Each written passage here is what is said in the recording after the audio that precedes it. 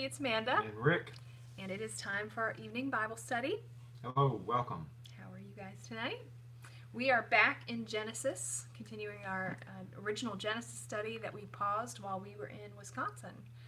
So we're excited to be back, and we're excited to get back into the swing of things, so to speak. So I hope you guys are excited about that too. And I'm going to go ahead and share the links like I normally do. And I can see that we're already up. So just let us know if you see us. I've already started yawning. It's just what happens when you do a late night study. Late night Bible study. All right. Back in Genesis. Let's see. Now we're continuing on with the history of Abram. Soon to be Abraham. Yes. Just waiting. Hope everyone's doing well. Hope you have your Bibles and your coffee. I was in a rush to make my coffee this evening. And it's not like me, but I put too much water in it. Oh. And I'm drinking, I can see the bottom of the cup. Really? No, but in my heart, I think it's weak. I can feel it. That was just your way of expressing that it's extra weak tonight. Yeah. There's something different about it that's not satisfying. So, so I won't make more during the live event, but you probably make more after. Huh? I said, but you'll probably make more after. This is when you need a butler. Hey Ella, hey Winetta. Or somebody, a waiter. All right, I finished sharing all the links, good. And we are ready to go. I must give you a warning about this chapter. A warning. There are a lot of complicated names. Oh. Like a lot. Reference Scorby. Of course I did look into how to pronounce them all, but there's a lot, and I'm just not sure I'm going to be successful with all of them.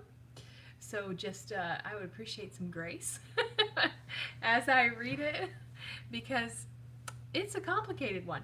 And the fact is that this is one of those that I think if you're new to the Bible and you start reading it and you start seeing names like this, names of people, names of places, and it kind of can get confusing and you can be like not really sure what's going on.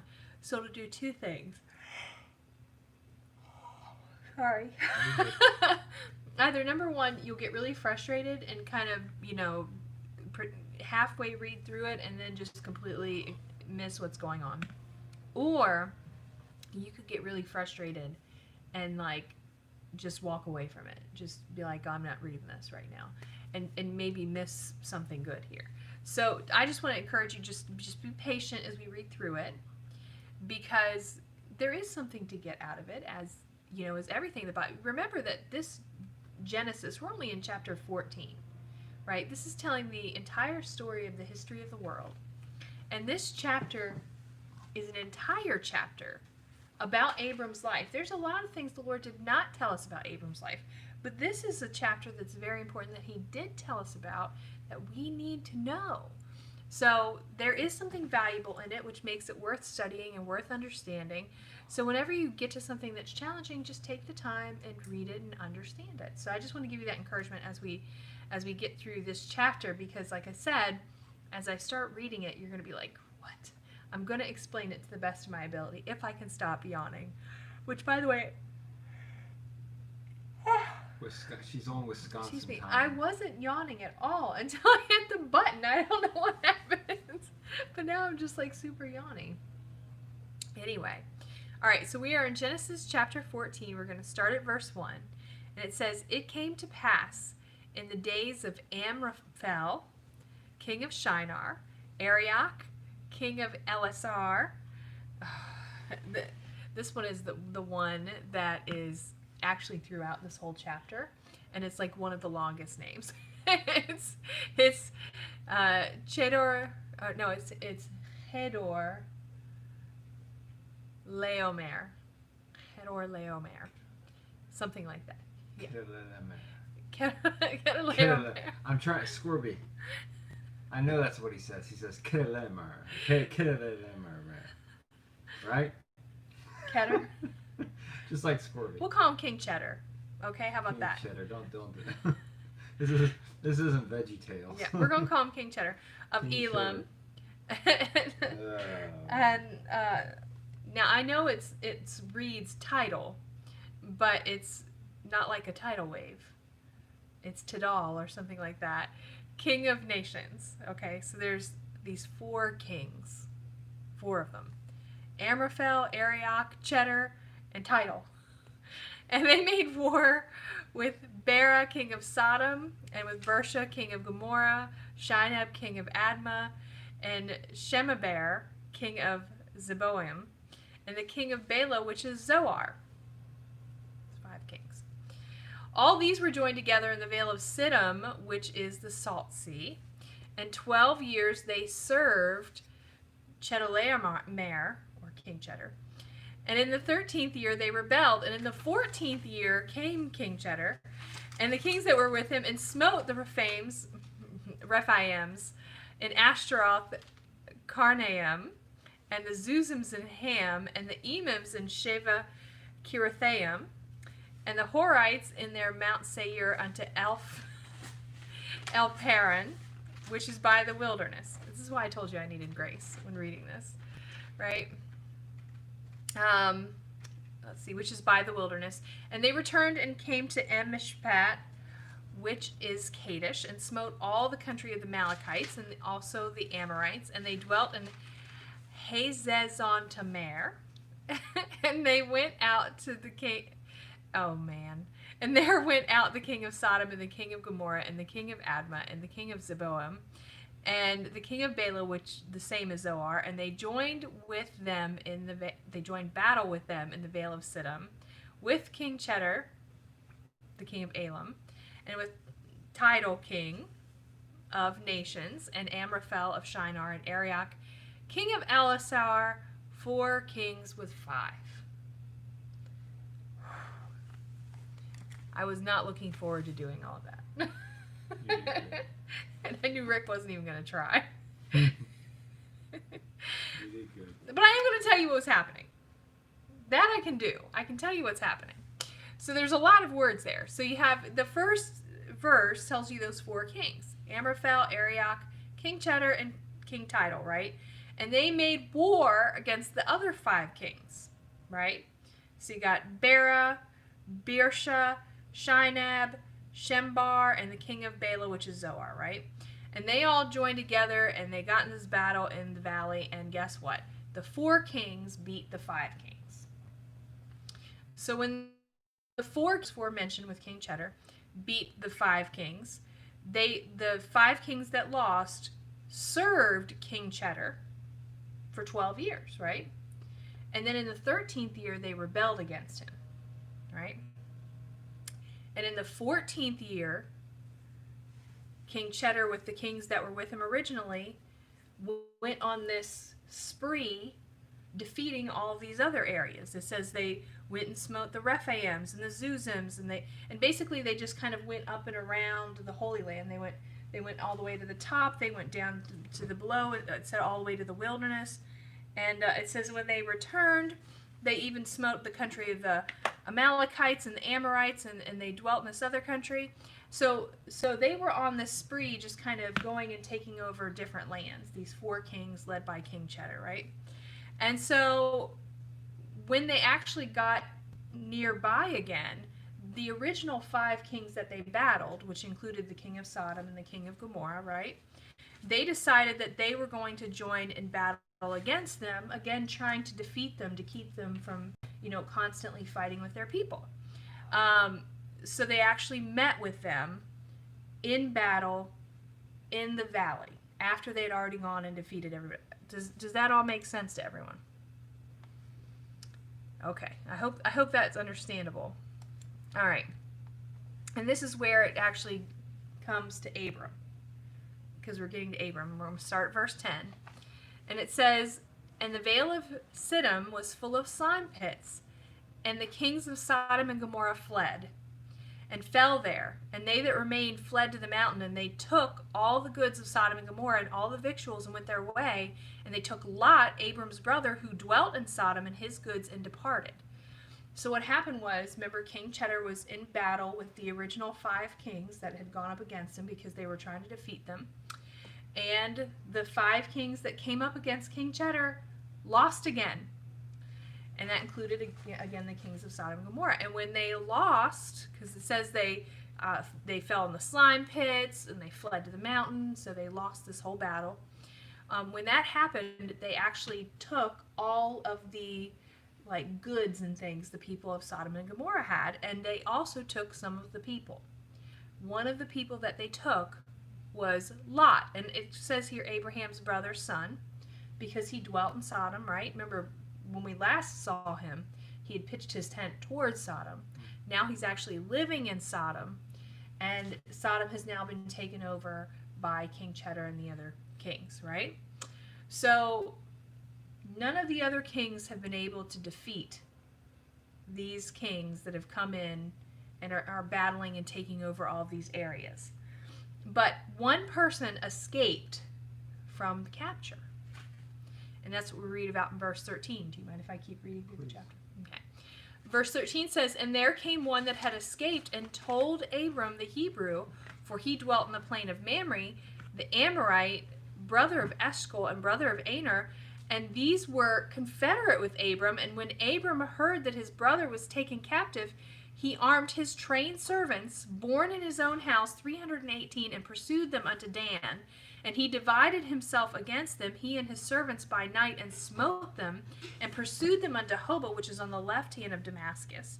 And he brought back all the goods, and he brought again his brother Lot and his goods, and the women also, and the people."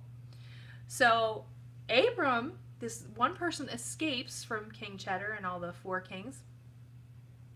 And he goes and tells Abram what happened, and Abram said, no, that's not going to happen. I'm going to go rescue him.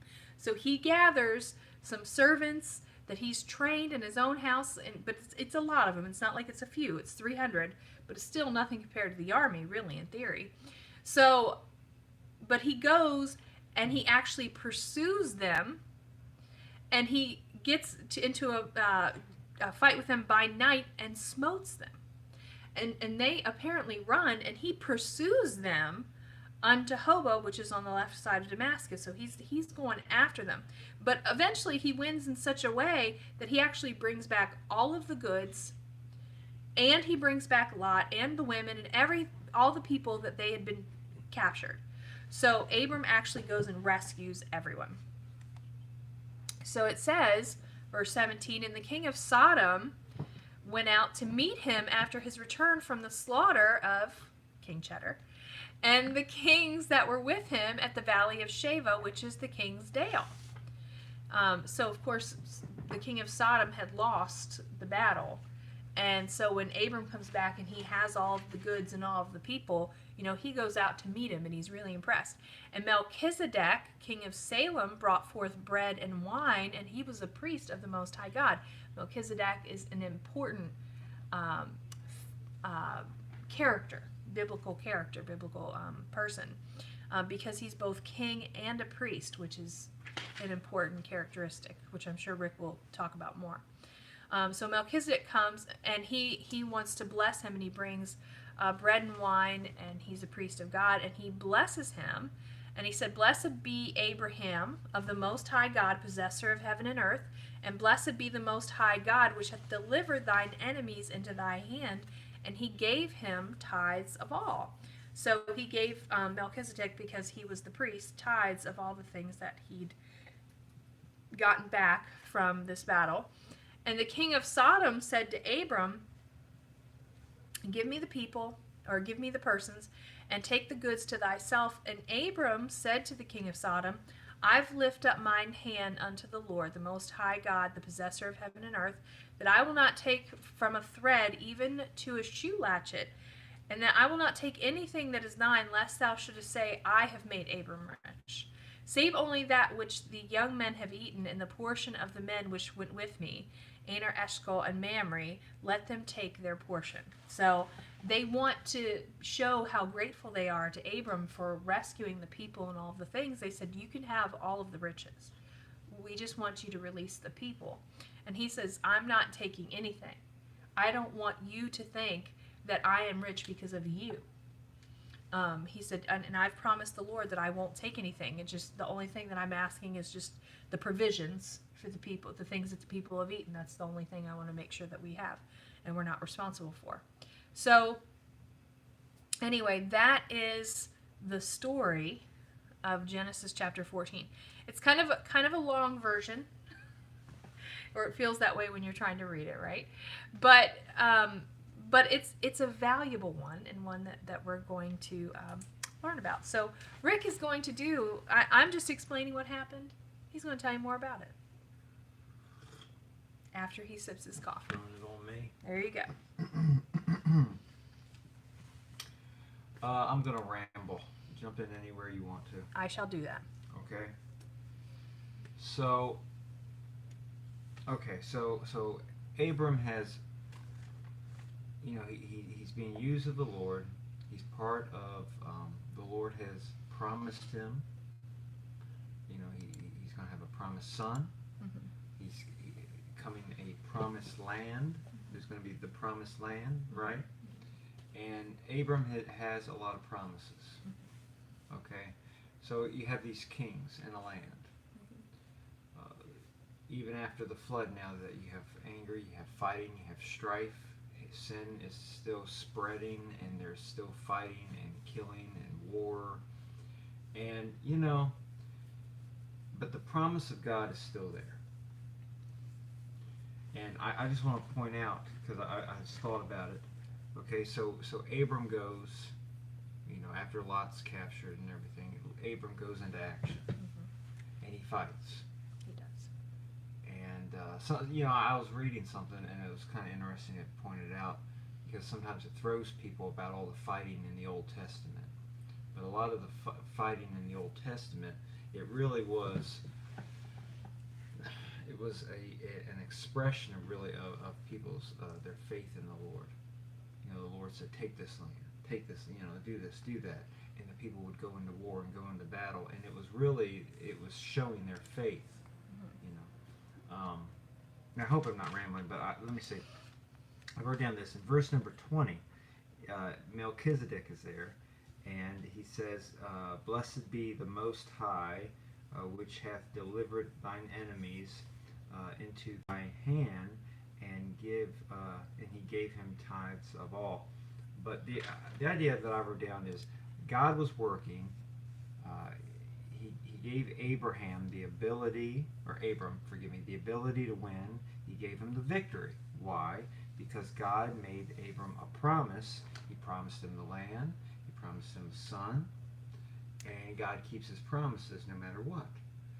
He gave, according to verse 22, Abram the victory. It wasn't like Abram, old man, all of a sudden springs into action and he does all of this and is like, wow, isn't this something?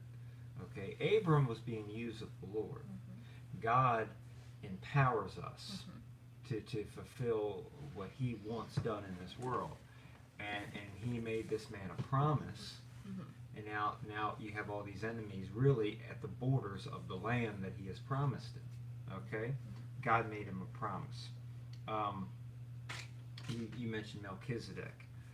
Yes, Melchizedek, some people think it is the pre-incarnate, did I say that right? Christ, like Christ in the Old Testament, because he was both priest and king, like you said. Mm-hmm. And Jesus Christ is a king, and he's also a priest. He is both. In the book of Hebrews, it talks about Jesus, I think in chapter 6 at the end of the chapter, said that Christ was after the order of Melchizedek, meaning he's both the King of Kings, the Lord of Lords, and he's king and priest. So people have translated that or interpreted that hey, this Melchizedek, if he's after the order of Christ, or Christ is after the order of Melchizedek, he must be Christ in the Old Testament. I don't necessarily believe that. I think this is comparable to Christ coming as King of Kings, Lord of Lords. I hope I'm not confusing people, but and you can jump in. But anyway, No, I wrote down. agree with you. I think it says, he's of the order of Melchizedek, not that he is Melchizedek. But I do know that people believe that, and they have reasons for believing that. I just personally disagree. But getting back to the Melchizedek point of this king who comes at the end of this battle and blesses Abram, I wrote down that Melchizedek blesses him, and Jesus blesses us. Melchizedek blessed him for well done. He helped, he fought, he won, got the victory. Well, in our Christian life, we are to serve, we are to fight the spiritual battle, and at the end of our Christian life, what we're hoping for is well done, good and thou good and faithful servant. Okay, so it's a very similar thing. It's really a picture of the Christian life. You're fighting a war, you're fighting a battle. And I wrote down this: Abram battled, and guess what? He went out to fight, and souls were really saved physically. Yeah. So in our spiritual life, we go out to fight, and souls are saved spiritually. Okay? Abram went out and saved the souls of people physically. We go out and fight the spiritual battle, giving out the gospel in this world, and souls are saved spiritually. Did I say that right? Yes, no, Okay. I agree. I think that's an excellent example. Forgive me, Melchizedek comes along and he wants to give and all this kind of stuff, and Abram says, no, just give the men the portion, and he doesn't want to be made rich by man, essentially. And I wrote down this: that Abram, he battles, souls were saved, but he refused really the reward, because ultimately, folks, we are not to be lifted up and glorified. The Lord is to be lifted up and glorified. And I tell you, and maybe I'm seeing it differently than many others, but you can really look at it as really a picture of the Christian life. Okay, you really can. This is an historical event. This happened, but there are so many applications to it. Every single day there's a battle. Every single day, the battle is taking down our Christian brothers and sisters. Okay? Lot was taken down. And hopefully, as Christian brothers and sisters ourselves, we spring into action to help encourage, to help contend for the faith, to help people stand when they're having trouble being what God would have them to be. And all along the way leading folks to Christ. And then at the end, what we want is not Melchizedek, but the King of Kings and Lord of Lords, Jesus Christ, commending us for our faithfulness to Him. And in the end, the reward is not for us. We give it to Him. We give not just the tithe, we give it all and say, Lord, this is all yours. Understanding at the end, when we stand before Christ, there are crowns to be won, and we will receive crowns based on the service that we've given to Him on this earth. But then we give them back at His feet. We give them right back to Him. So anyway, that's where I'm at. I see it as a picture of the Christian life.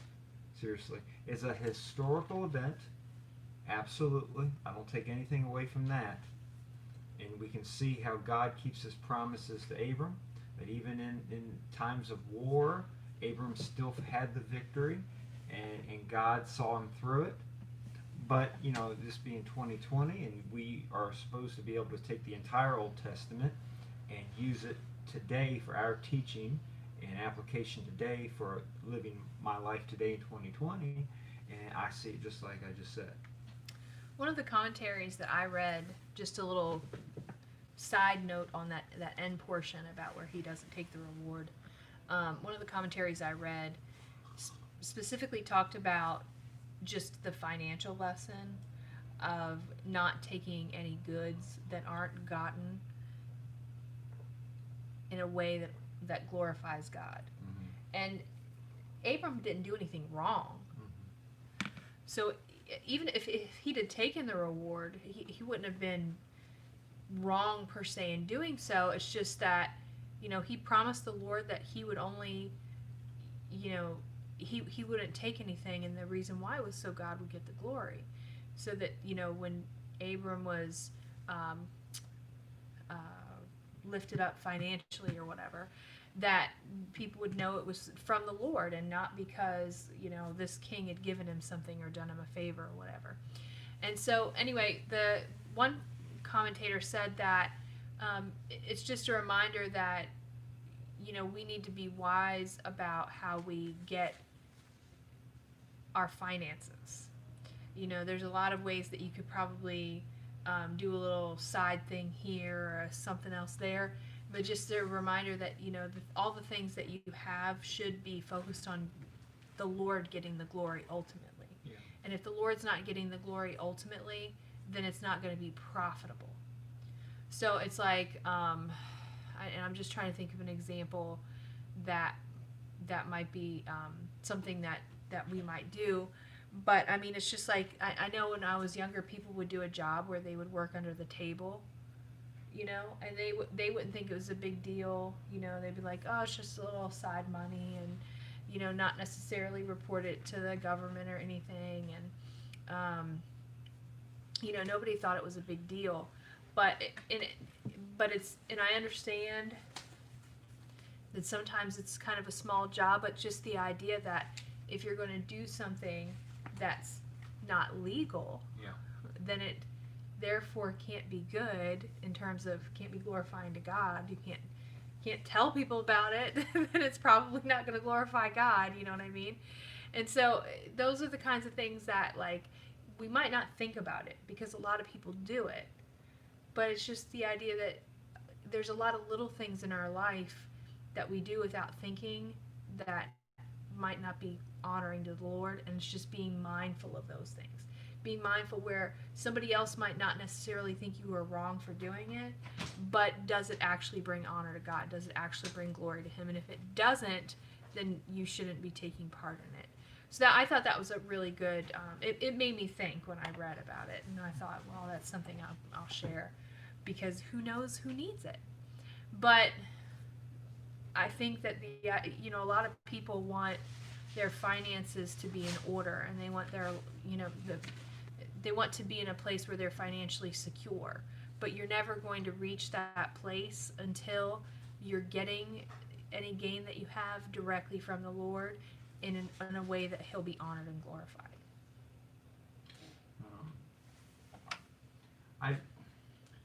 There are very few people, I think, who have the desire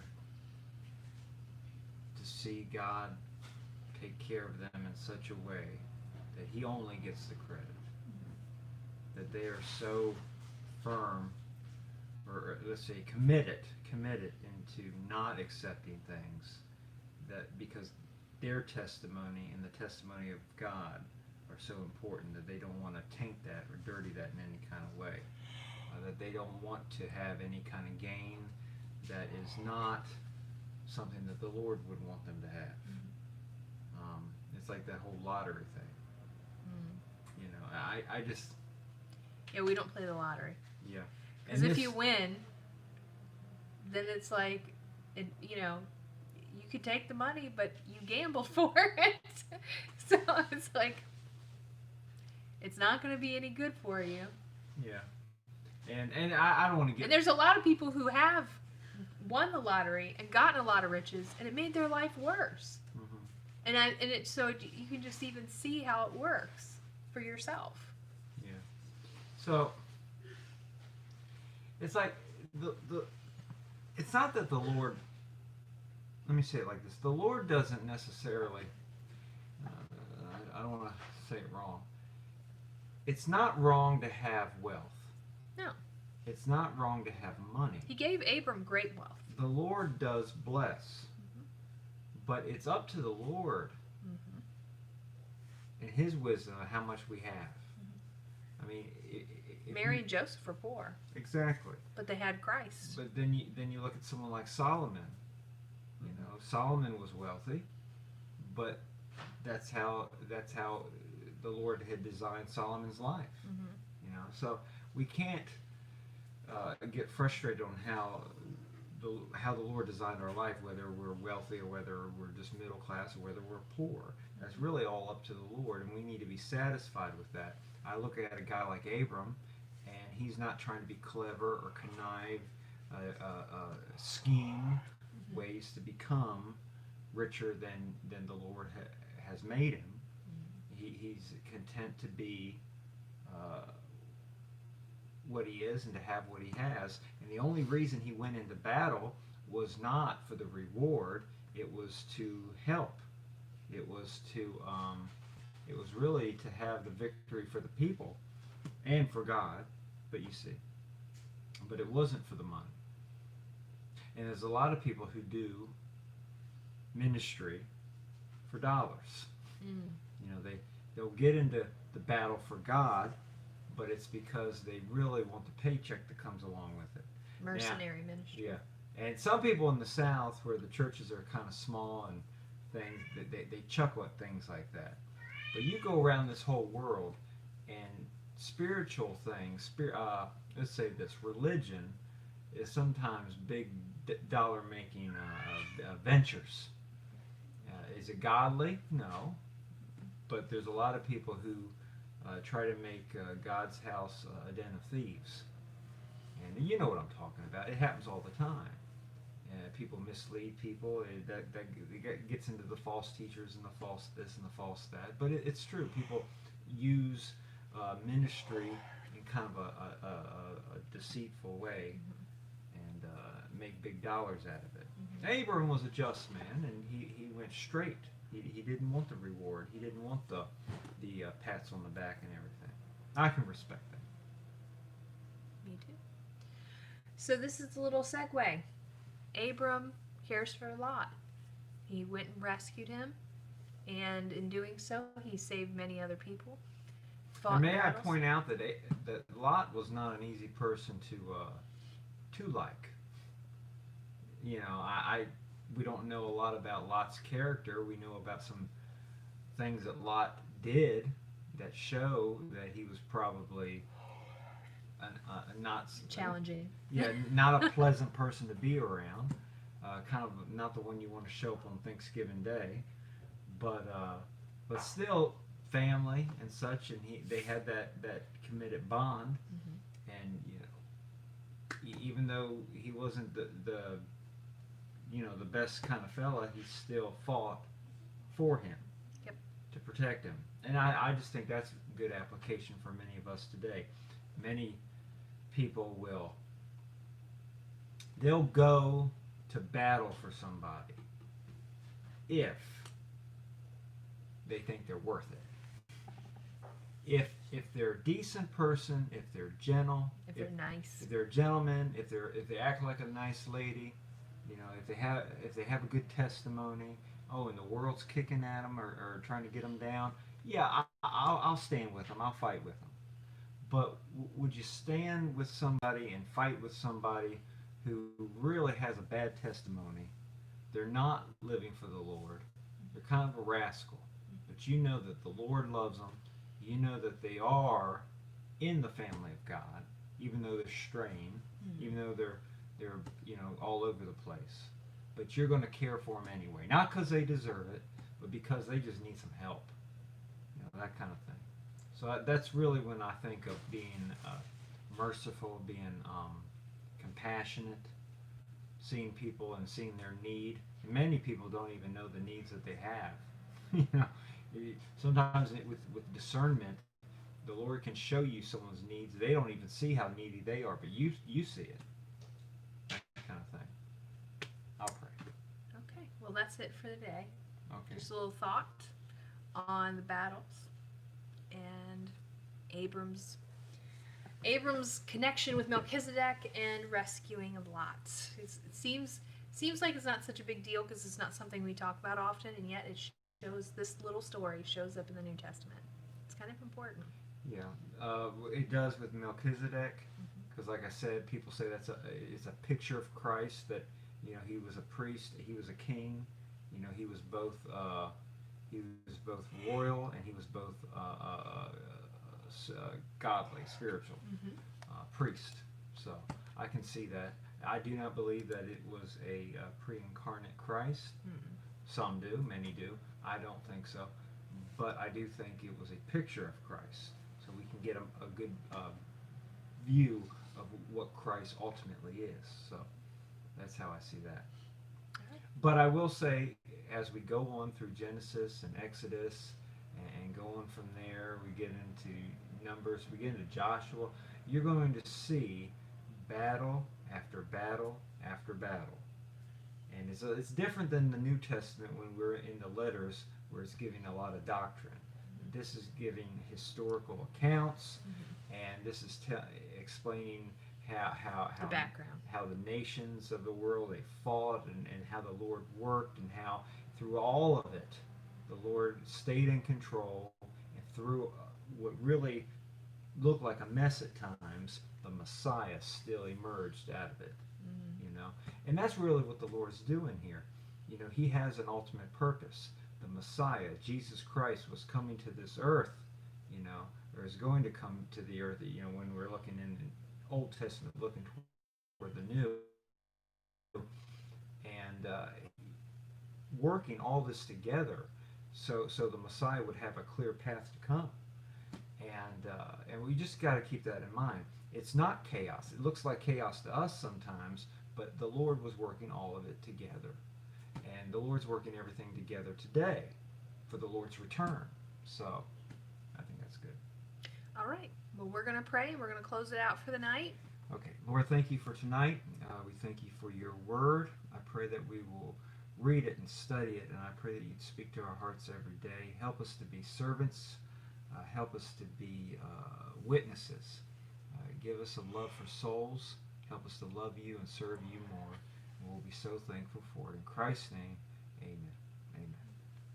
All right. We'll come back tomorrow, and we'll be on Genesis 15, and we'll continue with the story of Abram. And I just got an eyelash in my eye. I'll hit the X. Y'all have a good night. We'll see you next time.